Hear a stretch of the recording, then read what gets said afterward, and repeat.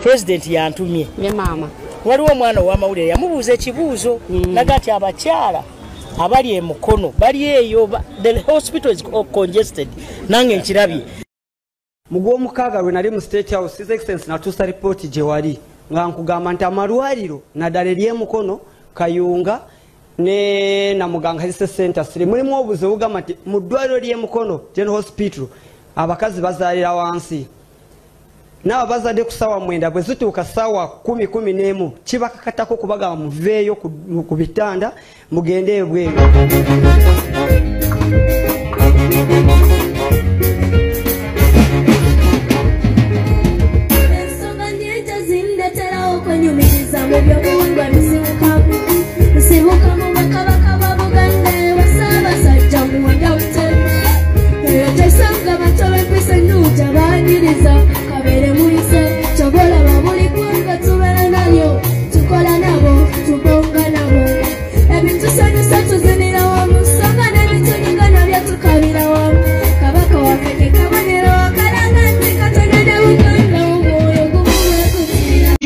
Original agenda y'abasajja bano nga bava mu nsiko bwe musinza bajja ne bakozesa obwavu nga buponi obwavu ng'ekyokulwanyisa era emmotoka ennungi mu kibuga zaabwe amayumba amalungi gaabwe b'osanga mu supermarket kati ogenda eno gye mweyoteza bakungu gye beeyoteza mu sawuna bokka b'osangayo mu sitiimu baasi b'osangayo mu bbaala b'osanga banywa ku tubbiya otunyogoga etuwayini mwe musigalidde kubeera ku bwakata wammwe nakulinda 15,000 nakulinda ebitisaati n'okugwamu essubi ne mulinda kati nabadde wano ku minisitule luli mwalinga muvuma ow'ekitiibwa minisita Lugoloobi ne Nandutu ne mubagamba nti babba amabaati n'akabinja kaabwe naye ate the same people balagidde essowaani eziri mu minisitule y'ebigwa bitalaze amaseppiki n'amabaati n'ebidomola babigabe wano mu Buganda nga banoonyezaako obululu bw'NRM bangambye bwa buli kyalo bakiragidde bakiwe emitwalo 3 nga bakuwa obusowaani 10 nga bakuwa n'ebidomola n'akaseppiki k'omuluka akaseppiki tekafumbira bantu bawera na 10 akaseppiki k'omuluka mwami Museveni bwe yabadde agaba ebya kampeyini mu mambuka ga Uganda twice mu parliament bamuyisiza 187 billions mu teso n'alagira compensation yente okubawa ente naye ffe wano mu Uganda yalagidde babawa obusowaani n'obuseppiki ku muluka n'obudomola mujja kubulaba batannaba kubufuna kubanga ye value yammwe gye abaataakingako ate tonnabiwulira naye soogera bya bulimba osobola n'okubira prime minister nti mwajjeeyo essowaani ne mujjayo amaseppiki ne mujjayo n'ebidomola ne mugamba n'emitwalo 3 babiwe buli kyalo nti okuzza emitima gy'abantu mu Buganda abataaba walulikalulu wano mu Buganda tewali gwe batajja kujooga kubanga muganye okwewa value yammwe ya busowaani value yammwe ya buseppiki ateeka seppiki olowooza bakawakyalo mbw akaseppiki kamuluka ab'omu mambuka babawadde sente z'okubalirya billions of money muteeso babawadde nti wano babawagabidde busowaani kubanga gwe muwendo gwammwe gwe babateekako mwagaana okwewa value n'osanga omusajja omukulu azungadde eno batuleetedde sente meka ku kyalo emitwalo 3 emitwalo 3 ku kyalo buli omu afunako meka tisiringi 2 ng'oyo aweta n'engalabi nga bakuba mu ngalo abasajja batulete owaayo n'otuwaako ddi ku busowaani naawe onootuwaako ddi ku busepiki kasita mwakkiriza okwekkakkanya omuwendo gwammwe mulinga abakulembeze b'ennono bw'okimanyi nti abakulembeze b'ennono awatali ttaka tebaba na bukulembeze naye omukulu kye yasalawo okubawa bumotoka n'obutiibwatiibwa buno obw'abasirikale tuwe emmotoka ne batakebedde nakebera n'obusentesente bababeerako ne basirika ng'abantu baabwe bonna babagoba ku ttaka nga terye naanyega kati olwaleero ono w'egindi ow'enakasongola gwe baateekayo era nagambye omukwano gwange bamuyita Bukenya Dani omumanyi namugambye nti waliwo abakulembeze b'ennono aba bakulembera lwaki bo basirikanga abantu nti ati tebasobola kwogera obumotoka bwe bakima emisana n'ekiro n'obusentesente babawadde ng'abantu babwe babagoba ne basirika bake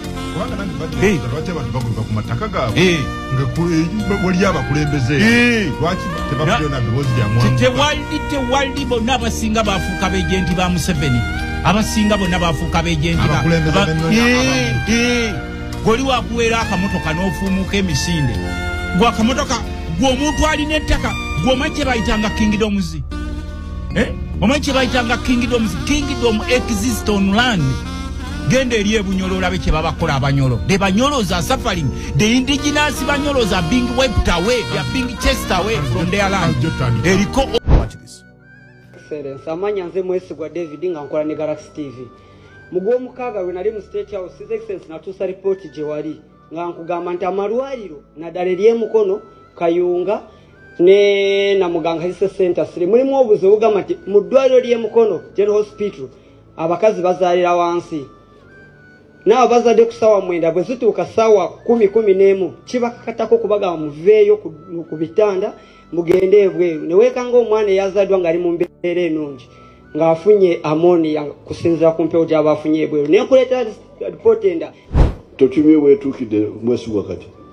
nabbanja lyawo okitegedde. First of all, he played the willful ignorance too. Oh, let me distance myself from these responsibilities. Oh, nabbanja gw'oboonenya. But Wesugwa, you see, what you are saying, omanyize kindabye wano mu Uganda, kunyoma. Simeyo kunyoma obutafaayo. Abafeesi ya nabbanja munyiivu muzibu. The place is too crowded. The place is too crowded. Akkiriza nti ekifo kijjudde abantu. Okay? Kituufu. Eddwaliro funda nnyo okusinziira ku bantu ab'emukono. Abakazi abali ebweru tubasanzeeyo yadde bali baba balinze. Njagala abapoliisi abali wano nina komisona wa poliisi akulira security omwana oyo agenda akole statement. Akole statement emenyawo kye yayogera bamuyita Mwesigwa ali yatiddewo wano asigadde mukono ajje wano akole statement ate yeetonde president. Okay. All right, ladies and gentlemen, all right, tugenda kwogera ku the characteristic of a feature.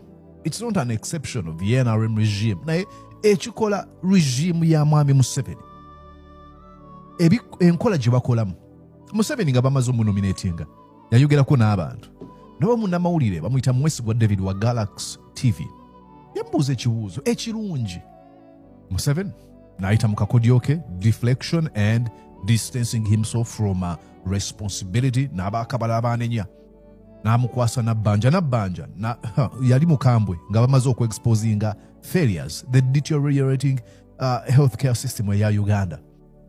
Kati nabbanja agenze bali boogera ku malwaliro amafu nabbanja akyalidde amalwaliro gano n'asanga nga kituufu omuvubuka kyeyayogerako kyali kituufu ate asabye omuvubuka akwatibwe mbu yeetonde. Are you kidding me? Let's go on and play you byali bitya munamawulire nga confrontinga Museveni byali bitya ddala byenjagala era wano enjagala okusinziira nina suggestions mbadde ndowooza waneeno okusaba NUP singa omuvubuka ono akwatibwa kuba ndabyeko sikakasiza nendabyeko ku Twitter nga bagamba akwatiddwa NUP eteekeddwa okuvaayo 1 MWay award ng'eno gye nnyina gye bampa NUP gye yampa this one right here.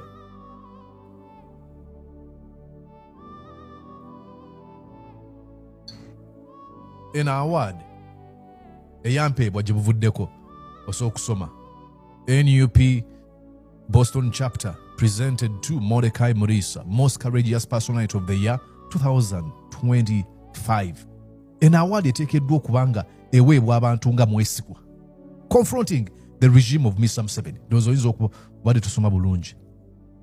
This award should go to Mwesigwa David, NUP Boston chapter award presented to Mordecai Murisa, most courageous award personality of the year.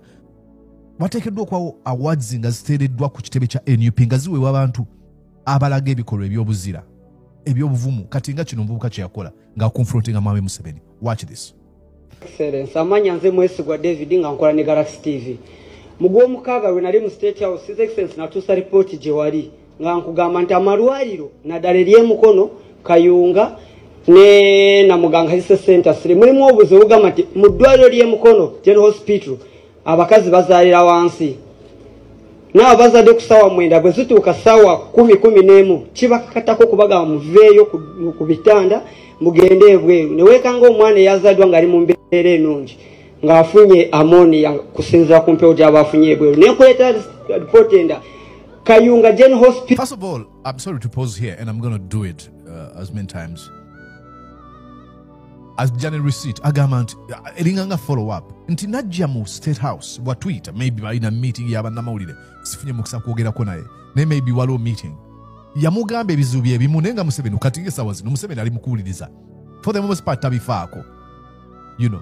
Kati akomyewa mugamba, this is what I raised, these were the issues I raised, omulundi gwe nakusinkana ebbanga eriise nkomezaawo ensonga ze zimu kati kyeki. How does Museveni respond to this? Oxygen plants zazikira ka system aka mulamba n'ekitundu nenkuleetera Namuganga Health Center 3 nti eddwaliro ddamba lina abasawo 4 naye weekend tekola. His Excellency n'osuubiza nti ogenda kukikwatako naye since then ne kaakati tetulabangako kigenda mu maaso abakazi bakyeyongera kuzaalira wansi ekyo kimu ekyokubiri agamba nti wansuubiza nti ogenda kukikwatako but since then n'okutuusa olwaleero tetulaba kigenda mu maaso. Weeyongeddeko n'omuze nti omwana omukazi eyandibadde n'amaanyi agazaala kimukakatako kumusindika mu operation bokusobola kweyolera omusimbi kyekitegeera obunafu His Excellency buli side ki buli eri Ministry of Health eri abakulira amalwaliro oba mu ba RDC and DSOs eyanzanyo Mr. Excellency. Simanyi oba amanyago ani? Amanya nze Mwesigwa David nga nkola ne Galaxy TV. Simanyi oba Mwesigwa nampayiriza simanyi. Again, but na Uganda n'okwagala okusekereza ebitaliimu. I don't ever take any jokes from Museveni seriously. Ampayiriza, that's called willful ignorance. Ajjukira buli kimu. And then Museveni has this thing he usually does that's really boring. Okwefuula mbuye look, ebyo byonna ntanyo bagamba wane I'm going to explain this. Uganda ali ebintu again ndoza nchijja ku butamanya n'obutali buyivu bw'amaanyi mu Uganda si bonna naye abantu bangi mu Uganda waliwo omuntu nakulampulira bagamba waliwo enseka y'ekigagga mbu aseka kigagga baseka batya oho simanyi kati waliwo n'enjogera mbu y'ekigagga kati Museveni bw'aba ayogera eri bannayuganda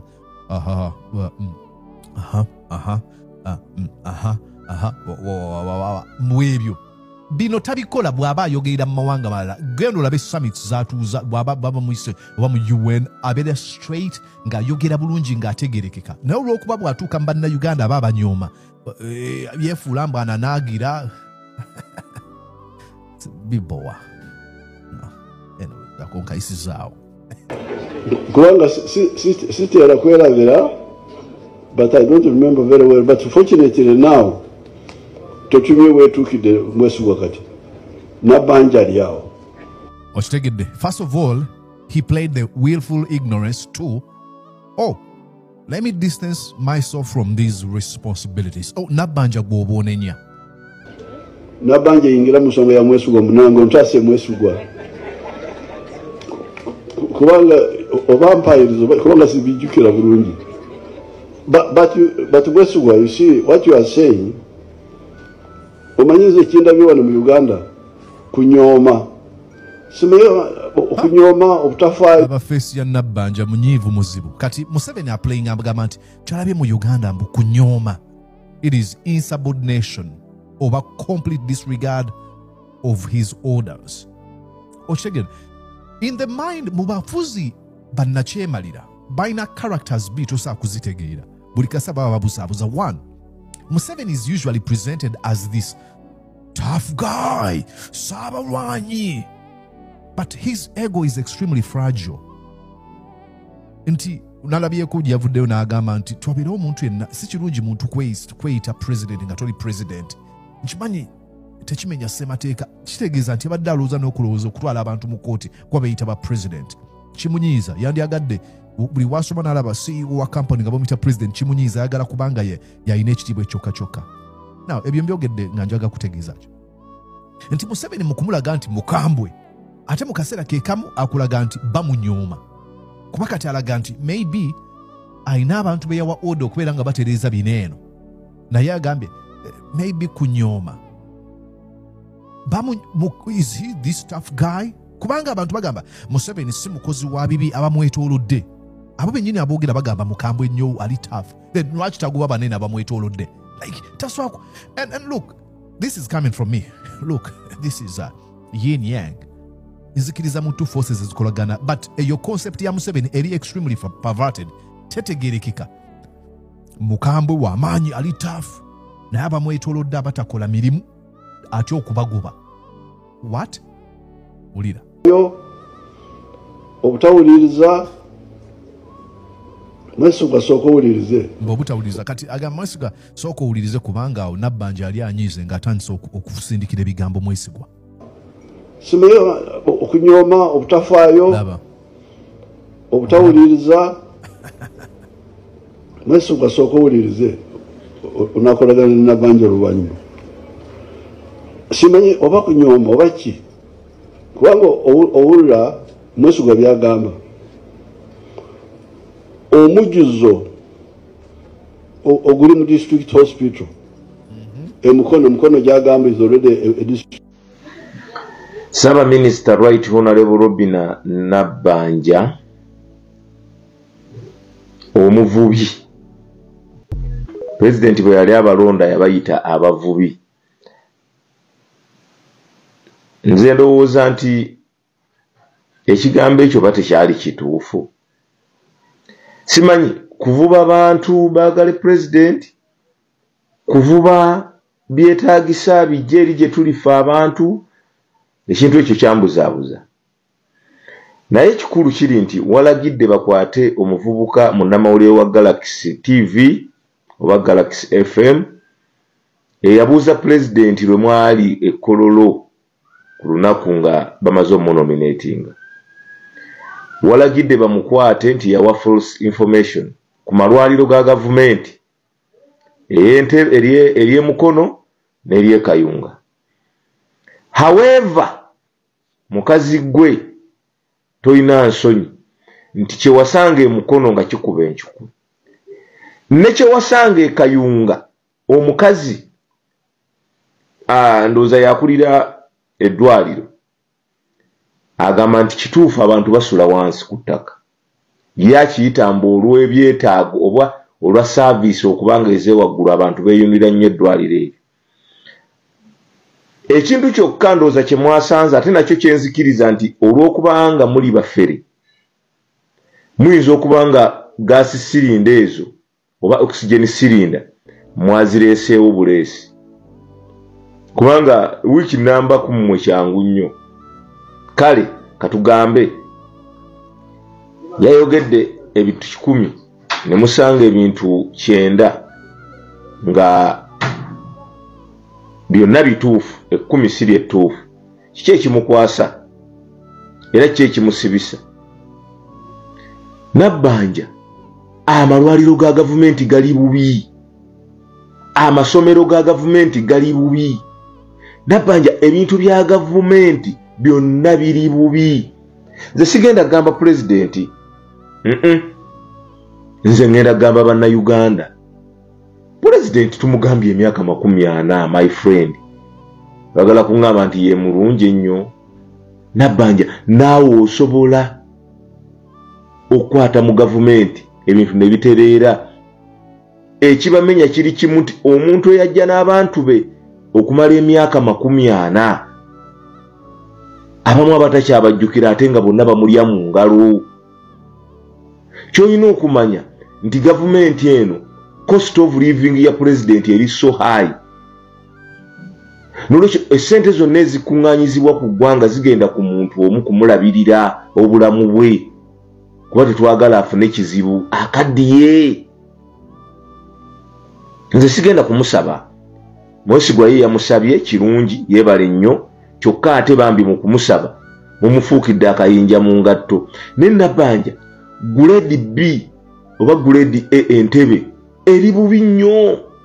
Ngenda kuteerako ebifaananyi awo birabe wansaawo. Amalwaliro gende mu Kisenyi wano Kisenyi Health Center bali bubi.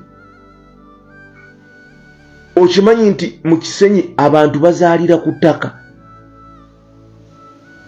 Ekyo kye mwamukwasiza mbu tebazaalira ku ttaka, bazaalira ku ttaka. N'omukazi ow'Ekayunga yakijulidde nti olwa services eziri waggulu mu ddwaliro lyaffe kyesinkana ng'abantu bangi nnyo abamu ne beebaka ku ttaka. You can imagine omuntu okwebaka ku ttaka.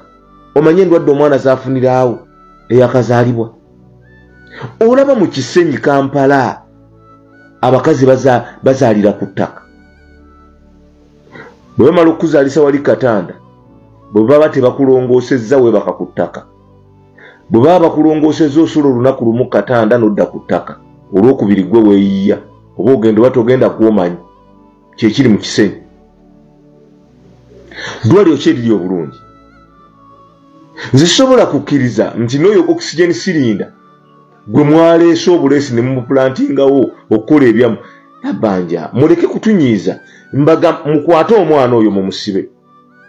Oyo omwana muyinza okumukwata n'abafuukiranga Tunisia. Oyo omwana agenda bafuukiranga Tunisia. Oyo David Mwesigwa kuba kye yabuuzizza kituufu. Wakisanze Mukono mu tawuni eyo Kampala metropolitan. Kati weewaanira otya e Kayunga olw'ekizimbe ekiriwo ng'ate bakugambye era abantu basula ku ttaka. Ogeze okwata omwana oyo mujja kutulaba. Lwaki mulwagala okututiisatiisa bakazi mmwe tuleke kwogera ku bituluma? Museveni era eddembe lyabagamba lyaleeta. Otiisatiisa munnamawulire. Kale wootiisisa munnamawulire mu maaso ga pulezidenti. Kale ate aboogera ku bintu abiruma abantu ng'eyo. Nabbanja amasomero ga gavumenti gali bubi. Gendako mu byalo abaana envunza zibalidde mu masomero, enfuufu gye basabira gye basomeramu. Gende waffe era Akaayi olaba ddwaliro eririyo. Health Center eriyo ku district. Genda ogirabe. Genda olabe ekitebe kya district bwe kifaanana. Genda olabe amazzi district M39. Genda olabe abantu amazzi ge banywa. Tunywa na nte. Tetulina kkubo na limu gwe Ssaabaminisita erya kolansi eritugatta ku district endala. Tetulirina. Akakubo ke twali tulina akeera Akaayi kyotera kaayonooneka dda. Ffe tetusobola ovuga era Akaayi okuva wano okutuuka era Akaayi ziri mayiro ndoza ziringa 15 laafule n'obutawera. Naye ovugirawo essaawa 7 ng'ovudde e Kampala. Kyokka embalala ovugirawo essaawa 2-3. Amakubo mabi tukyali ku ga Idi Amin. Mugeze mukwate Mwesigwa mu musibe. Mwesigwa teweetonda. Kubanga tosobola kuwa lipooti ebitundu 9 ku 10 nga bituufu. Omuntu n'akuvunaana ekitundu kimu ng'ate nakyo tetulisuwa. Ayinza okuba yakireese buleesi. Ezo oxygen cylinder ze mugamba musobola okuba nga mwazireese buleesi kuba nazo zirabiga mpya mwazisiize na langi mpya. Tosobola kusiba mwana avuddeyo ne yerekereza byonna akola community journalism. Ayogera ku bantu abatulugunyizibwa ku ttaka, ayogera ku bantu ababbibwa ebintu byabwe. Oyo omwana gwe mulimo gwakola kyokka tebasasulwa. Kati kyogamba yagenza okulipootinga ekyo ng'ayagala pulezidenti amukoleki. Yalipootinze ekiri riyo. Kyogamba oyo omwana tebasasulwa abo abaana bakola gwa nakyewo. Kati kyogamba yagenza okulipootingira pulezidenti amukoleki. Yamuvumye. Mbu yetondere pulezidenti mumukwate. Mukazi gwe abakutujja ekikonde. Gende soko okwata yakutujja ekikonde n'ozimba eriiso n'omumwa. Nga tewabyogera. kyogamba Kakumiro district ya Kakumiro eri bulungi Nabbanja mwosibuka mwennyini bali bulungi kati gye tugenda okugenda tunoonyereze nze omulimu gwenkola olumu mu biseera byange ebyeddembe nga nninamu kasente nkola investigative journalism ngenda ne nnoonyereza ebintu era bye bino byembawa kati ngenda genda Kakumiro tunoonyereze mu malwaliro tunoonyereze mu masomero tunoonyereze buli egundi ebitebe bya gavumenti byonna ebiriyo headquarters biki tubikebere amagombolola tugakebere Kakumiro gye nnyingira totiisatiisa mwana mutuveeko emyaka 40 bantu bakyazaalira ku ttaka omwana yakoze ye kyasobola okugamba president sobola musaba sisobola kubanga ekisooka takyajjukira n'emyaka gigenze takyajjukira kati musaba eki